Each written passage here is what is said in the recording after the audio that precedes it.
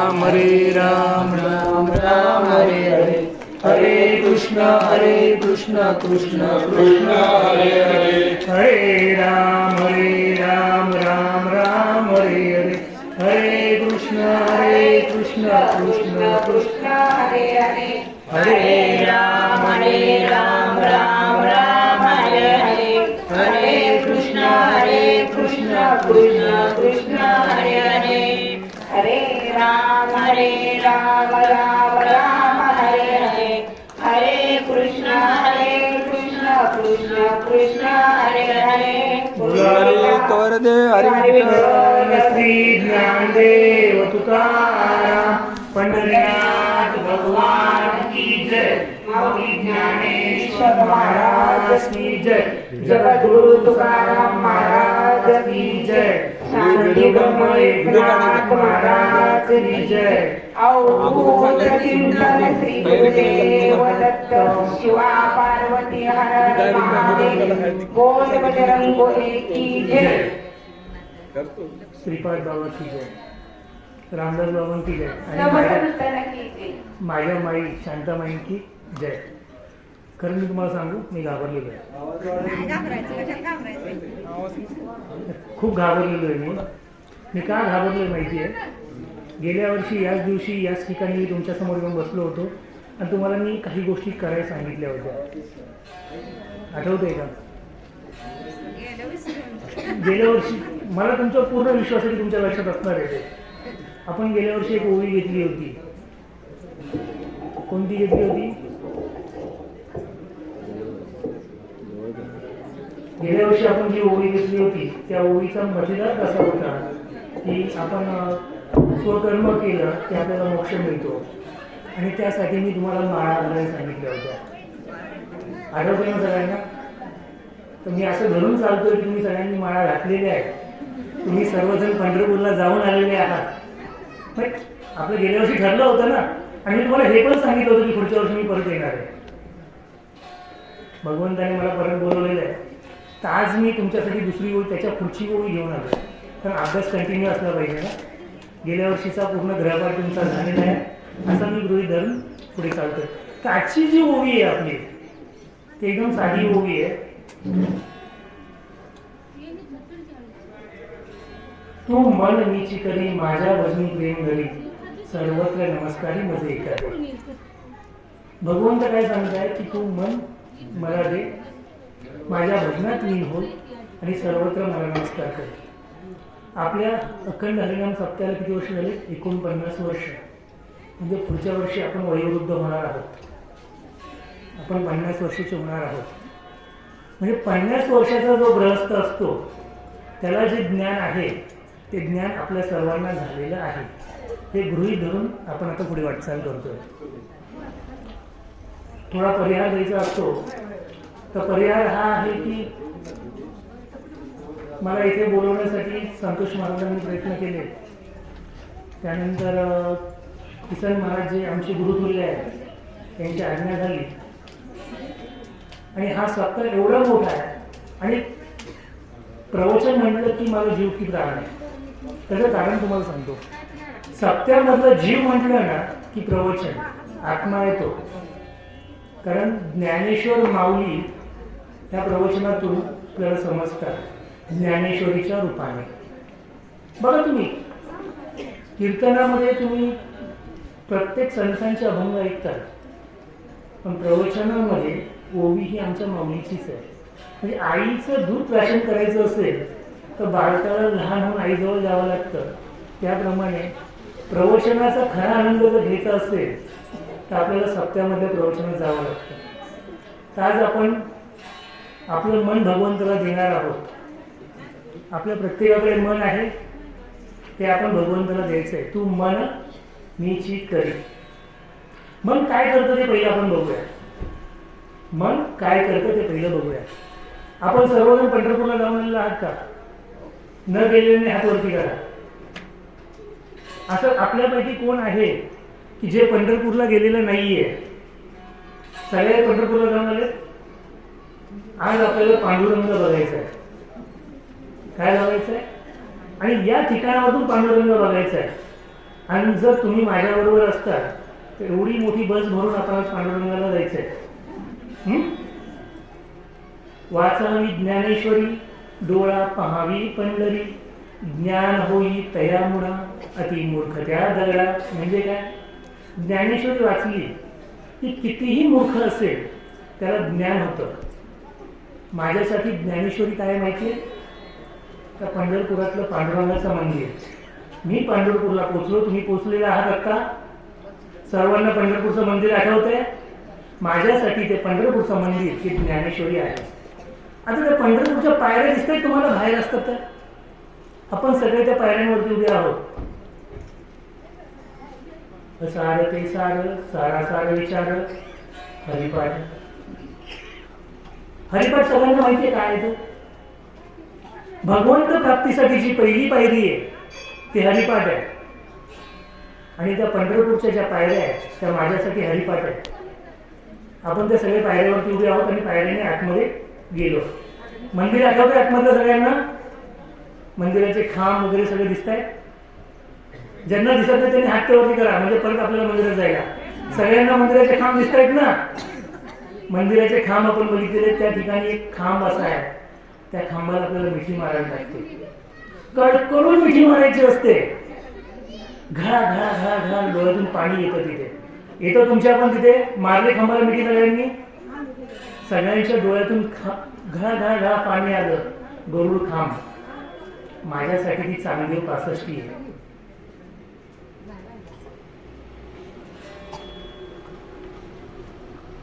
काय होतं? बंधनापासून सुटल्या गाठी, देता आली मिठी जीव भाव. आपण आपल्या सगळ्या बंधनातून मुक्त झालो पण आहे.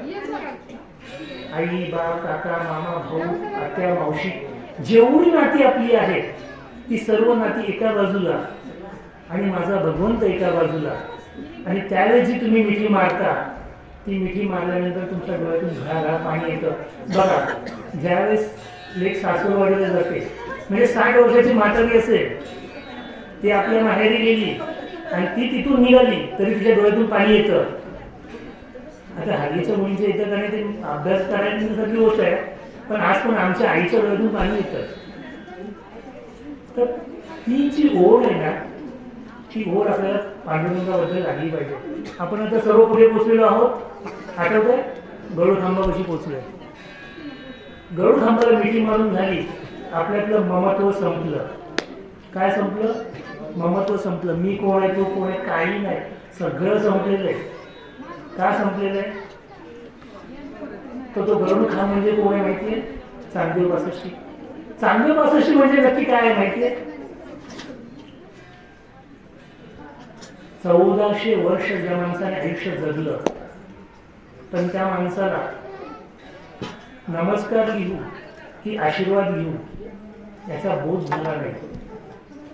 एखाद्या विषयी मला बोलायचंय तर त्या माणसाविषयी मला काय बोलायचंय हे ज्यावेळेस मला कळत नाही त्यावेळेस माझं अज्ञान निर्माण होतं.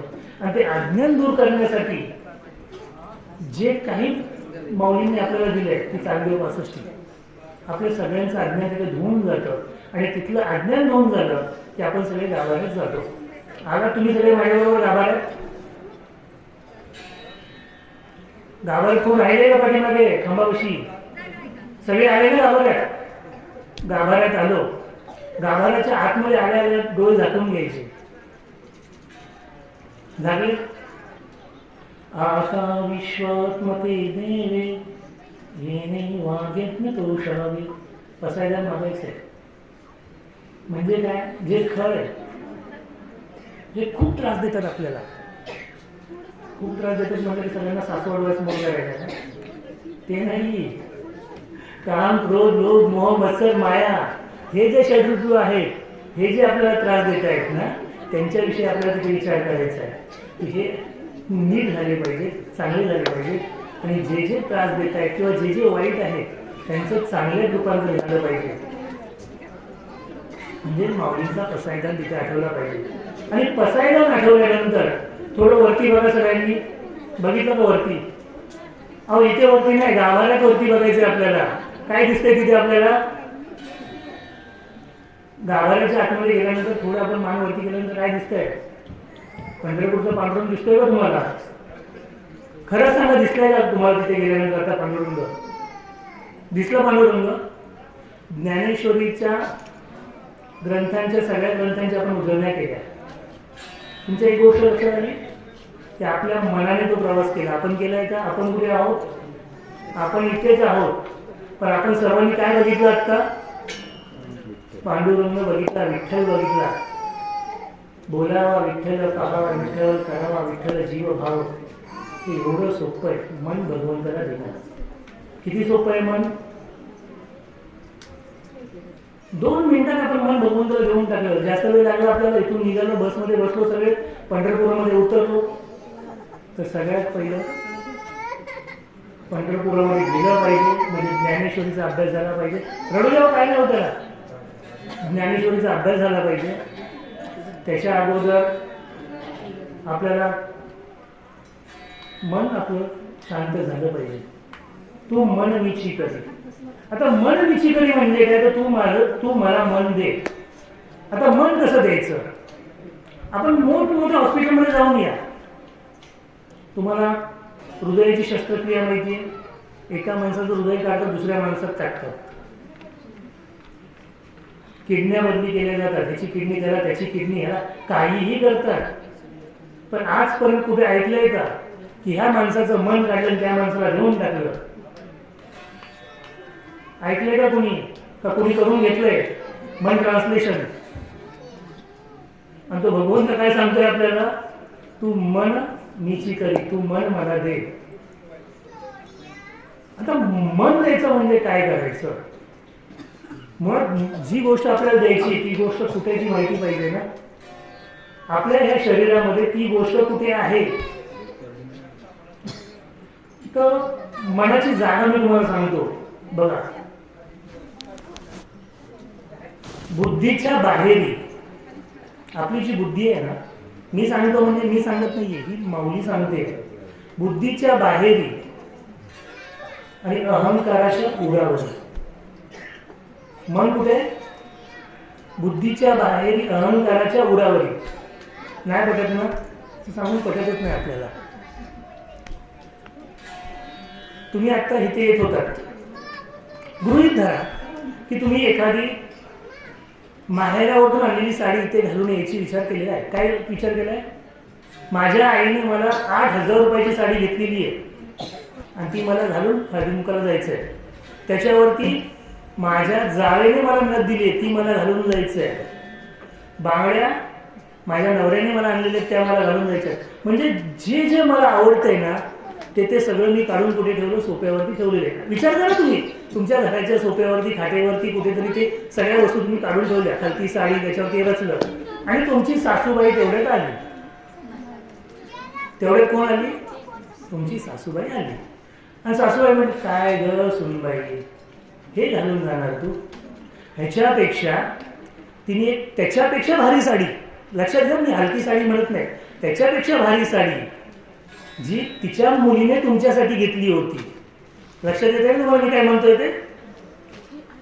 तिच्या मुलीने तुमच्यासाठी घेतली होती. पहिली साडी कुठून आली होती? माहेरावरतून आली होती. आणि ही साडी सासूबाईच्या मुलीने घेतली होती. तिचा संबंध तुमचा काय मला माहिती नाहीये. तिने ती साडी सासूने तुम्हाला दिली. सासूकडे असलेले चांगल्यात चांगले दागिने, म्हणजे समजा तुमचे ते मोहनमाळा असतात, पूर्वी अशा गोल गोल माळा होत्या, ते चपला हात असे भारी भारी दागिने दिले, ते ठेवले आणि म्हटले की ही घालून तू जा. 36च्या स्पीडने डोकं फिरतं.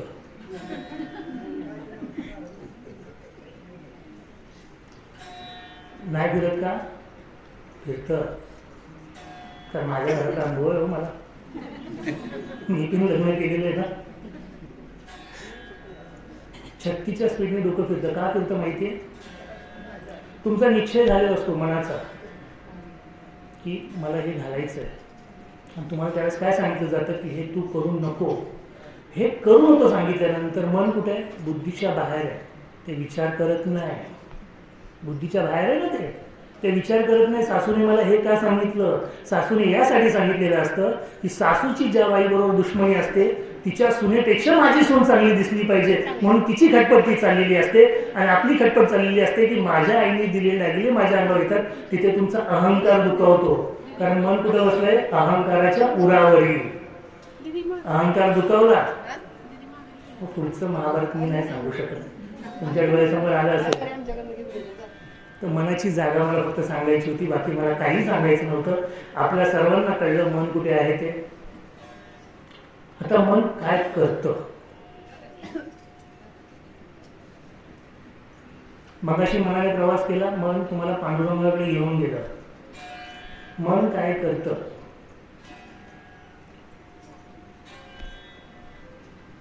मुळात मन काय ते पहिलं आपण समजून घेऊया.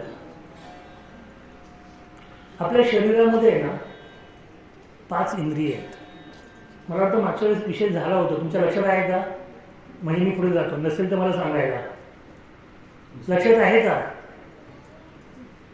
म्हणजे मला पुढे सांगितलं पाहिजे सगळं.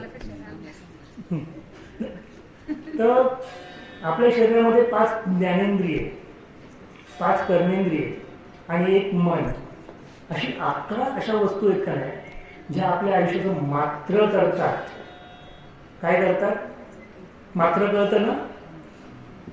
कधी कधी नवऱ्याने तुम्हाला हा शब्द वापरलेला असेल, तुझ्याशी लग्न केलं म्हणून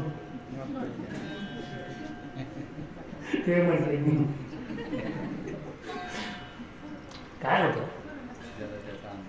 अग्नी, पृथ्वी, वायू, जल आणि आकाश या पंचमहाभूतापासून आपला देह बनलेला आहे. आणि शेवटी आपल्याला आपला पोरगा तिथेच फुकून टाकतो. बाहेरच्यांची गरज पडत नाही. लाखो रुपयाचे बंगले मी बोलली ते टाकतात तुमच्याकडे, करोडोचे असतील. पण त्या माणसाने जर विचार केला माझा करोडोचा बंगला आहे, मला ह्यातच जाळलं पाहिजे, त्याचा आहे ना तो, हाय का कोणाची तयारी?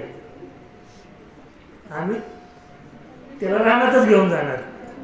वडिलोपार्जित प्रॉपर्टीतच तुझा बाबा. म्हणजे काय होतं? आम्ही ज्या गोष्टीला विचार करतो ना त्या गोष्टी होत नाही. त्याचं कारण माहिती? प्रारब्ध. एवढं सोपं येते. मी आतापर्यंत जी कर्म केली, जे जे केले ते ते भोगा आले, पण मी काय केलं हे मला आठवत नाही. तुम्ही काय केलं तर माझ्या लक्षात राहतं. म्हणजे तुमच्या डोळ्यातलं ते काय कुसळ म्हणतात बघा, ते गहू ज्वारी असं काय सारखं ते कुसळ उडतं ते दिसतं मला, पण अख्खा मुसळ जरी माझ्या डोळ्यात गेलं तरी मला ते दिसत नाही. त्या तुमच्याकडून ऐकलं मला मी ते कुसळ मला माहीत नव्हतं ते. तर दुसऱ्याच्या चुका आपल्याला पटकन कळतात, आपल्याला कळत नाहीत. त्या अज्ञानाला दूर करण्यासाठी आपलं मन एकत्र झालं पाहिजे, आपल्यामध्ये विवेक जागृत झाला पाहिजे. तर मन म्हणजे काय? तर अंतरंगाचे 4 भाग आहेत आपल्या: मन, बुद्धी, चित्त आणि अहंकार. पण हे 4ही भाग आहेत ना, हे एकच आहे. ते अंतरंग प्रत्येक वेळी वेगवेगळ्या रूपाने आपल्या समोर येतं. अंतरंग पहिल्या रूपाने येतं, मनाच्या रूपाने येतं. मन काय करतं? द्वैत निर्माण करतं. हे करू का हे करू? डॉक्टर नवरा पाहिजे का इंजिनियर पाहिजे? नंतर बोलायला बरं पडतं. तो डॉक्टर आला होता पण तुमच्याशी लग्न करून माझं असं झालं. किंवा त्याचं पण तेच असतं, तुझ्यापेक्षा चांगली भेटली होती पण काय करून अशी फुटका माझं. हे मनाचे प्रभाव आहे. लग्न करताना आपण बुद्धीचा विचार करत नाही. बुद्धी काय करते? बुद्धी एकाग्रता करते. म्हणजे माझ्या रानात मला गहू पेरायचं का ज्वारी पेरायची, मला कोणतं पीक घ्यायचं आहे ते बुद्धीच्या अंतर्गत घेतलं तर चांगले पैसे मिळतात. आणि त्याने केलं म्हणून मी करायचं, हे मन तुम्हाला द्वैत निर्माण करतं आणि आपलं वाटोळं करतं. बुद्धी काय करते? बुद्धी तुम्हाला एखाद्या गोष्टीला निश्चय करते आणि निश्चय झाल्यानंतर मग काय करतं? चित्त त्याचं चिंतन करतं. एखादी गोष्ट मला करायची आहे का नाही करायची आहे त्याचं चिंतन करतं. म्हणजे काय करतं?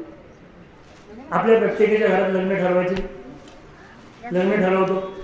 ठरवतो म्हणजे काय करतं? मनाचं काम सुरू होतं की हा लग्न ठरवल्यानंतर निश्चय होतो म्हणजे बुद्धीचं काम झालं. आणि बुद्धीचं काम संपल्यानंतर मग बसता, साड्या, त्यानंतर दागिने, हातावरती मेंद्या, हे सगळं कुणाकडून करून घ्यायचं, काय करायचं हे चिंतन घरात सुरू होतं. हे काम कुणाचं? चित्ताचं. आणि लग्न झाल्यानंतर माझ्यामुळे झालं हा अहंकार. ही 4ही रूपं कोण घेतं? अंतरंग घेतं. म्हणजे आपलं अंतरंग जन्माच्या अगोदर आणि मृत्यूच्या नंतर सर्व ठिकाणी आपल्याबरोबर येतं. आपल्याबरोबर आपलं काय येतं? आपण जे म्हणतो ना कर्म येतं. कर्म येतं म्हणजे काय येतं?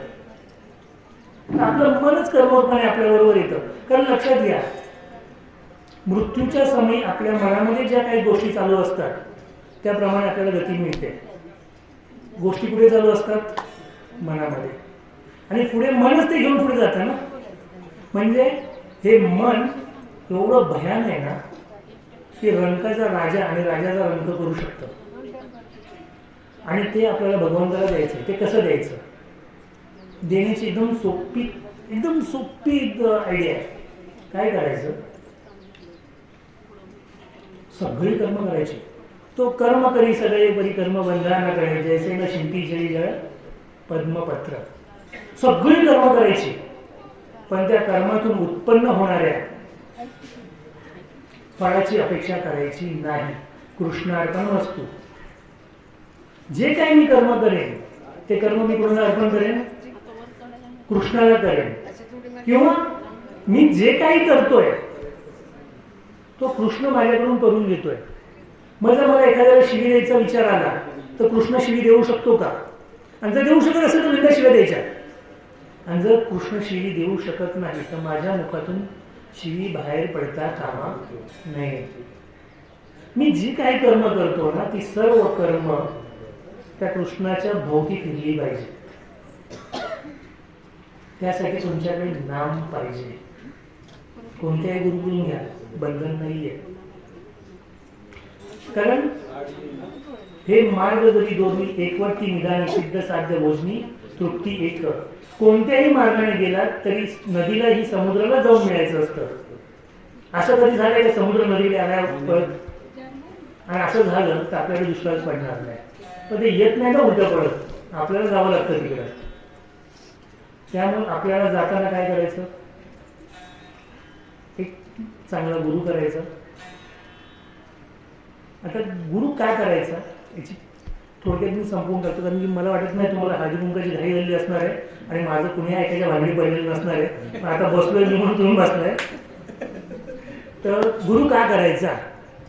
गुरु यासाठी करायचा की आळंदीला आपण जातो, आषाढीची वारी असते, आळंदीला जातो आणि आपल्याला आवडता कीर्तनकार आपल्यासमोर दिसतो. आपण मनापासून त्याला गुरुस्थानी मानलेला असतो. आपण जाऊन त्याच्या पाया पडतो. त्या माणसाची घाई चाललेली असते की पुढच्या कीर्तनावर जायची. आमच्याबरोबर घडलेलं म्हणून सांगतो. आम्ही धावत गेलो, त्या महाराजांच्या पाया पडलो. महाराजांना म्हटलं, महाराज कुठे? कीर्तनाला. म्हटलं ह्या महाराजांचं कीर्तन ऐकण्यासाठी आम्ही गावोगावी फिरतो. ज्या गावात कीर्तन असतं त्या गावात आम्ही पोचतो का? तर महाराजांचं कीर्तन ऐकायचंय.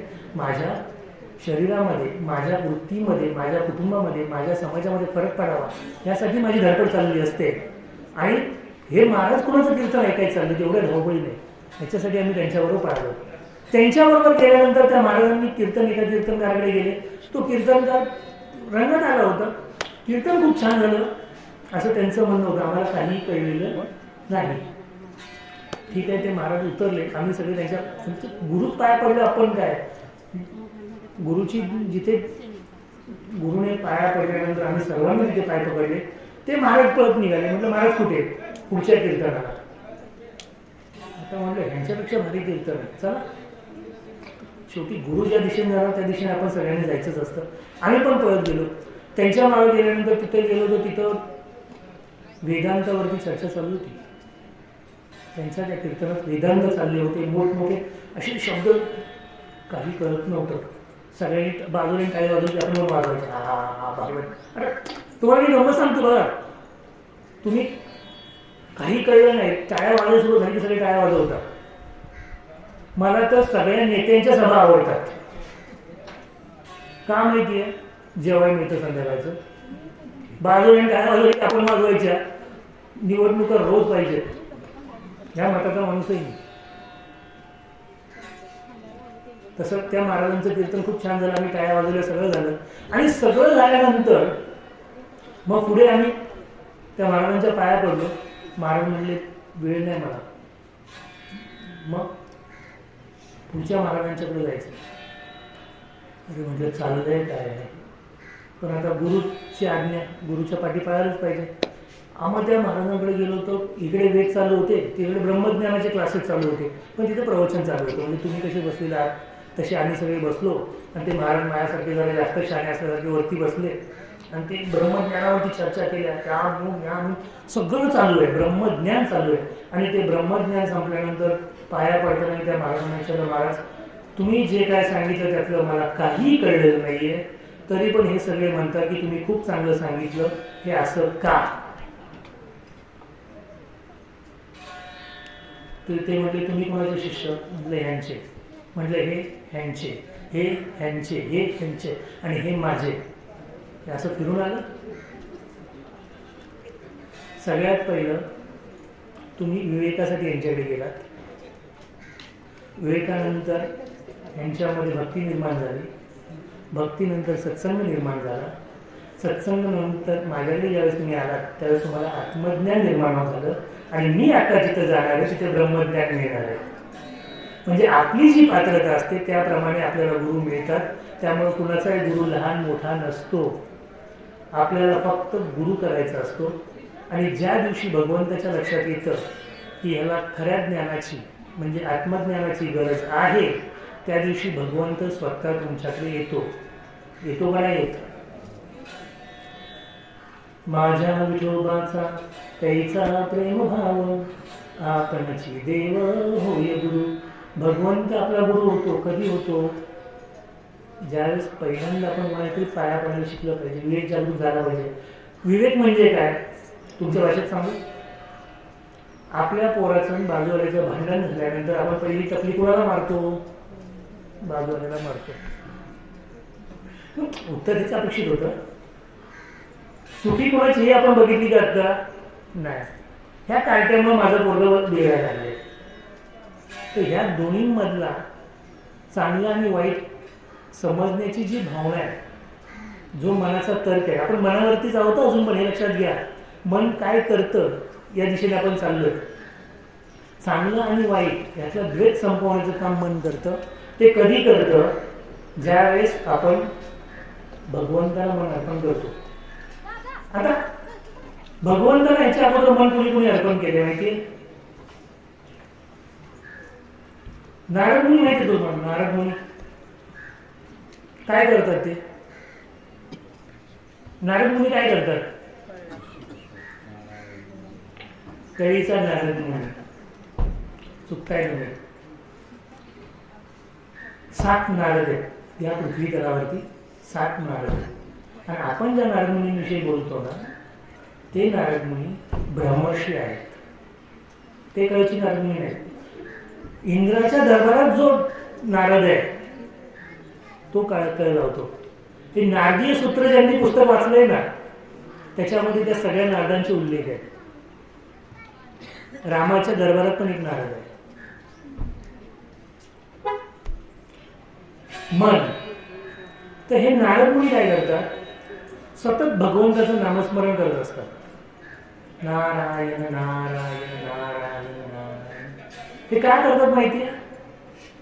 कारण त्यांचं मन त्या भगवंताशी एकरूप झालेलं आहे. एकदा त्यांचं मन आहे ना आंघोळ करताना विचलित झालं, ते भगवंताकडे आले आणि भगवंताला म्हटले, भगवंत कसला आहे तू? माझ्यासारखा तुझा भक्त या ब्रह्मांडात कोणी नाहीये. तुला 16,108 आणि मला एकही नाहीये. काहीतरी माझा विचार कर. अरे म्हटलं हे 16,108 गणित खूप सोपं नाहीये रे बाबा. नाही म्हणतो, मी तुला खूप प्रिय भक्त आहे, माझ्यासाठी तुला काहीतरी करावं लागेल. म्हणतो या दिवाळीला तू ये. म्हटलं ठीक आहे. दिवाळीला भगवंताकडे कोण गेले? नारद मुनी गेले. आता दिवाळी सण होता. तुम्ही पण नवऱ्याकडून एक डाग घेत असताल ना दिवाळी सणाला? एक डाग घेत असताल ना? तर बिचारा भगवंताला किती डाग घ्यावे लागतील? 16,108. नारद मुनींनी त्या दिवसापासून आजपर्यंत त्यांना विचारणा केलेली नाहीये की मला लग्न करायचंय. आणि त्यामुळं आजकाल बरेचसे नारद आपल्याला फिरताना भेटतात. लग्नच काय मागत नाही. असो काय होतंय? आपलं चित्त शुद्ध नाहीये. चित्त शुद्ध तरी शत्रू मित्र होती, व्याघ्र खाती सरपत आहे. चित्त शुद्ध म्हणजे काय? एखाद्याने माझं वाईट केलं तर मी तो आपल्या प्रारंभाचा भाग म्हणत नाही.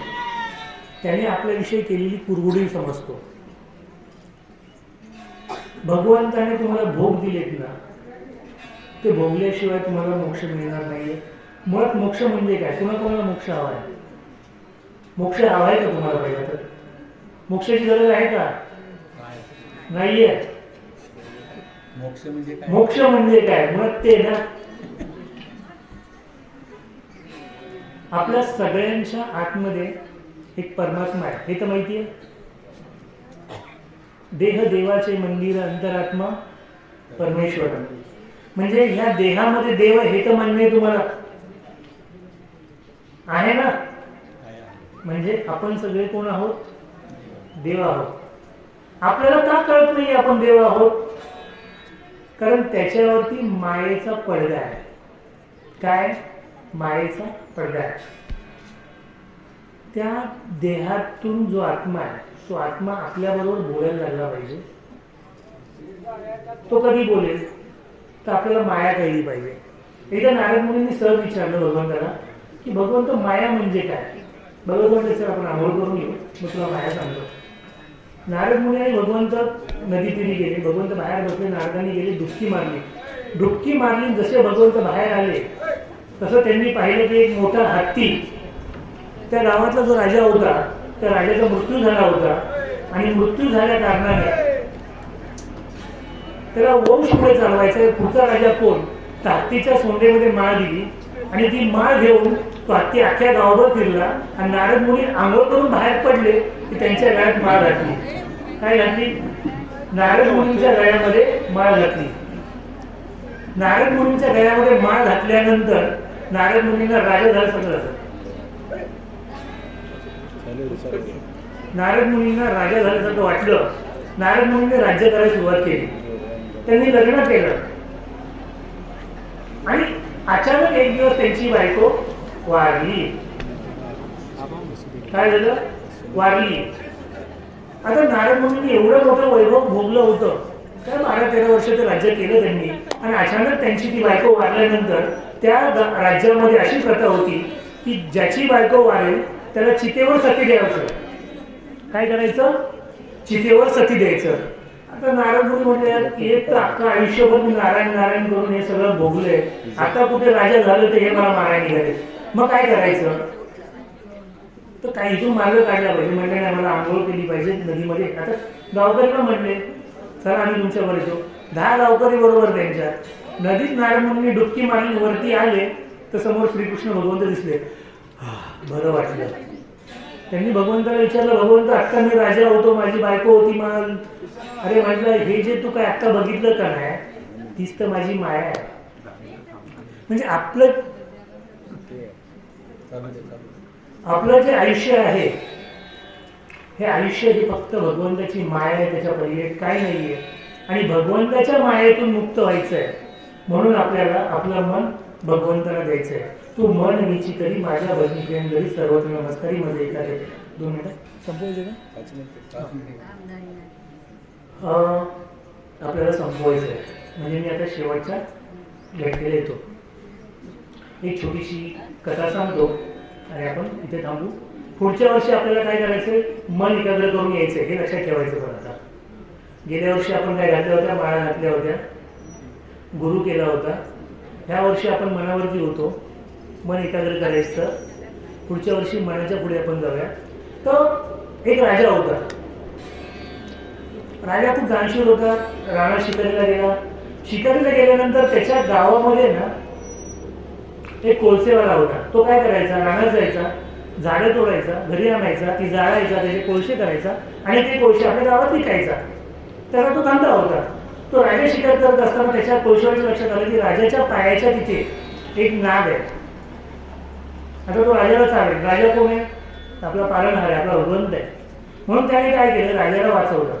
त्या नागावरती उडी मारली. नाग राहायला बाजूला, ह्या राजावर उडी मारली. राजा पडला खाली. राजा उतरला, त्याच्या उडव हा. राजा उठला, म्हणला काय करतो? नाही म्हणलं नागाला मारायला गेलो होतो, तुम्हाला मार पाडला. म्हटलं ठीक आहे, माझा जीव तर वाचला. राजाने त्याला आपल्या बाजूला बसवला आणि अख्ख्या नगरातून फिरवत आपल्या कुठे घेऊन गेला? महालात घेऊन गेला. राजाने त्याला आपल्या महालात नेल्यानंतर आपल्या राज्यकारभार बघणाऱ्या सेनापतीला बोलवलं. म्हटलं सेनापती एक काम करा, नदीच्या काठाला 5 एकर जमीन आहे आपली, ज्याच्यामध्ये चंदनाची 5 एकराची झाडं आहेत. काय? नदीच्या काठाला चंदनाची 5 एकराची बाग आहे, ती अख्खीच्या अख्खी बाग ह्या गृहस्थाला देऊन टाका. आता नदीच्या काठाची 5 एकराची बाग आहे, पण लक्षात ठेवा कोणती बाग द्यायची? जी बाग पूर्णपणे विकण्याच्या लायकीची झालेली आहे, ती आत्ताच लागवड झालेली बाग द्यायची नाही, नाहीतर परत दुष्काळ पडला तर त्याचं वाटलं व्हायचं. मग कोणती बाग द्यायची? जी विकायला तयार आहे चंदनाची झाडं, अशी बाग त्याला देऊन टाका. आता राजाज्ञा, सगळ्यांनी ते कागदपत्र बनवले, सगळं केलं, त्याच्या नावावरती जमीन केली, ती बाग त्याच्या नावावरती झाली. हा उड्या मारत घरी आला. घरी आल्यानंतर ह्याने आपला व्यवसाय सुरू केला. चंदनाची 5 एकराची बाग मिळाली म्हणजे काय कमी झालं का? एक 3-4 महिन्यानंतर राजा तिकडून निघाला होता. 3-4 महिने, 3-4 वर्ष झाली असतील ना, बाग मोठी होती ना 5 एकराची. 3-4 वर्षानंतर आपल्याला काय सांगायचं ते, तर 4 वर्षानंतर राजा आपला तिकडून निघाला होता. तर राजाच्या लक्षात आलं रे, इथे एक कोळशेवाला होता, त्याला आपण चंदनाची बाग दिली, ती बघूया काय चाललंय. तिथे गेला तर तो आपला ती लाकडं जाळत होता आणि त्याचे कोळशे बनवत होता. राजाने त्याला विचारलं, काय करतोस? म्हटलं, महाराज, तुमच्यासारखं या जगात दानशूर कोणच नाही. तुम्ही मला काय दिली? 5 एकराची चंदनाची बाग दिलीत आणि त्याच्यावरती मी दर महिन्याला 300 रुपये कमवतो. राजाच्या डोक्याला चक्कर आली. म्हटलं, पाणी आणा जरा, पाणी. राजा पाणी दिलं. तर राजाला पाणी दिलं. म्हटलं, का हो? किती बाग जाळलीस? म्हटलं, सगळी जाळली. आता बघा ना, हे शेवटचंच लाकूड पडले चंदनाचं, एक असं 2-3 फुटाचं लाकूड पडलं होतं. म्हटलं, हे लाकूड घे आणि संतोष महाराज शिंदे म्हणून आपल्या गावात आहे चंदनाचे व्यापारी, त्यांना हे लाकूड विकून या. ठीक आहे, राजाज्ञा. गेला. त्याने ते लाकूड चंदनाचं त्या महाराजांना दाखवलं. त्या महाराजांनी लाकूड बघितलं आणि त्या लाकडाचे त्याला दिले 2.5 लाख रुपये. किती दिले? 2.5 लाख रुपये दिले. ते उड्या मारतो तिथून परत. महाराज 2.5 लाख झाले, 2.5 लाख झाले, 2.5 लाख झाले. महाराज म्हटले, कशाचे 2.5 लाख झाले? म्हटलं, हे काय 4 फुटाचं लाकूड घेऊन गेलो होतो, त्याचे 2.5 लाख झाले. आणि मी तुला किती दिले होते? 5 एकर. तू काय केलं? त्याचं जाळून कोळसा केला. भगवंताने आपल्याला अग्नी, पृथ्वी, वायू, जल, आकाश या पंचमहाभूतांचा हा 5 एकराचा देह दिलाय. आपण काय केलं? त्याचं जाळून कोळसा केला. आणि आता आपल्या लक्षात आलं की आपल्याला देवाचं नाव घेतलं पाहिजे, नाहीतर परत पुढचा जन्म आहे. आलं का लक्षात? तर ह्या चंदनाच्या बागेचं वाटोळं करू नये म्हणून मी आज तुमच्या समोर बसलेलो आहे. माझ्याही बागेचं वाटोळं होऊ नये आणि तुमच्याही होऊ नये म्हणून ही चंदनाची बाग भगवंताला आपलं मन अर्पून तशीच्या तशी ठेवायची आहे आणि त्या भगवंतात आपल्याला विलीन करून घ्यायचं आहे. या ठिकाणी मी माझं प्रवचन संपलं असं जाहीर करतो. हे प्रवचन मी तुमच्या सगळ्यांच्या चरणी अर्पण करतो, कारण तुम्ही सगळ्या माया भगिनी ह्या माझ्या आईप्रमाणे आहात. आणि आईच्या चरणी ज्यावेळेस एखादा बालक नतमस्तक होतो त्यावेळेस त्याला भगवंताचं घर प्राप्त होतं. स्वर्ग नाही, मला स्वर्ग नको आहे, कारण स्वर्गाचं पुण्य संपलं की परत मला खालती यायचं आहे. मला हे भोग भोगायचे नाहीये, मला मोक्ष प्राप्त करून घ्यायचा आहे. आणि माझी अशी मनापासून तळतळीची इच्छा आहे की तुम्हीही त्याच मोक्षाच्या मार्गाने जावं. तुम्ही गुरु केलेला नाहीये, तुम्ही माळा घातलेल्या नाहीये, तुम्ही मागच्या वर्षी विसरला होतात, तर ह्या वर्षी लक्षात ठेवा की आपल्याला या देहाचं वाटोळं करायचं नाहीये. आणि तुम्हाला खरंच सांगतो, नॉनव्हेज नाही खाल्लं तर आपलं काहीही बिघडत नाही. तुमच्या समोर हा देह बसलेला आहे. हा देह तुमच्यातलाच एक होता, तुमच्यापेक्षा बराच नालायक होता, खूप वाटोळं करून घेतलं होतं अख्ख्या आयुष्याचं. त्या भगवंताने म्हणजे त्या सद्गुरूने कृपा केली. तुमच्या गावामध्ये माझे मित्र आहेत, ज्यांच्या घरी आपण आज जेवायला गेलो होतो, मित्र आहेत माझे. त्यांना तुम्ही विचारा की हा देह कसा होता आणि आज त्या देहाचं काय झालेलं आहे. मी म्हणत नाही मला मोक्ष मिळेल म्हणून, पण माझं कुटुंब आनंदात आहे. मी 10 रुपये कमवले तरी मला तेवढंच सुख मिळतं आणि मी 10,000 कमवले तरी मला तेवढंच सुख मिळतं. त्याच्या मागचं कारण भगवंताचं नाम जे रोज मी घेतो. खरं मी मनापासून तुम्हाला सांगतोय. आणि का सांगतो माहिती आहे? मी भोगलंय आणि मी जे भोगलंय ते दुसऱ्यांना भोगायला लागू नये म्हणून मी मुंबईवरून इथे आलोय. तुम्हाला माहिती आहे, बऱ्याचशा सप्त्यांमधून कीर्तन चालू आहे, प्रवचन गायब आहे. त्याचं कारण काय माहिती आहे? प्रवचनामधून ज्ञान मिळतं आणि ज्ञान मिळाल्यानंतर माणूस मोक्षाकडे जाऊ शकतो. त्या गोष्टीला कुठेतरी फाटा पाडला जातो. माझी कळकळीची विनंती आहे की आपण सर्वांनी, भले तुम्ही माळा नाही घातल्या तरी नामस्मरण जरूर करा. तुमचा देह शुद्ध झाला की ॲटोमॅटिकली तुम्ही सगळेजण माळा घालताल. जोपर्यंत त्या देहावरती तुळशीपत्र ठेवत नाही तोपर्यंत तुमच्या आयुष्याचं काही होऊ शकत नाही. आपण चंदनाची बाग अशी जाऊन टाकू ती जाळू नये म्हणून मी तुम्हाला विनंती करायची आलं आणि या ठिकाणी मी माझं प्रवचन संपलं असं जाहीर करतो.